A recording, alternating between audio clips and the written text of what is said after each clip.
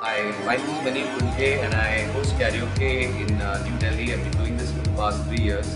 The reason why I started doing this was purely it was a passion for us to go and enjoy karaoke. And coming from a family which has a lot of music history, I had to have some kind of outlet to express my creative so-called talents in that zone. Karaoke is a growing culture. It definitely gets in a lot of people to the place. They tend to have a lot of fun at the place. There's a lot of energy that comes to the place because of karaoke nights. So along the way, what happened was we realized that to target a larger chunk of the audience, we had to do something different. And I think at that time, BlackBerry played a very vital role.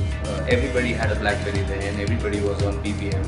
And all we did was just created groups on the BBM. I have sort of become a PR for Manish and Microphonics because the moment I hear about a karaoke happening at some place, it'll automatically come in my update or as a broadcast. I have about over 100 people on my BBM list, and so I end up broadcasting. And then there's so many offers coming in: free drinks, ladies' night, rock and roll karaoke, things like that. So he basically taps into my network, which is a very cool even happening network. We have a certain set of regulars that are there, and normally when a night is packed, so when these kind of people come in, so they have my BB pin, right? So I'm there on their contact list. So instead of going through the pain of getting a song noted down on a piece of paper and waiting for their turn and making their way through the crowd, all they do is send me a BBM saying that dude, play the song, man, kind of thing, So that's like very fast. BBM is, I think for us, is a very powerful tool.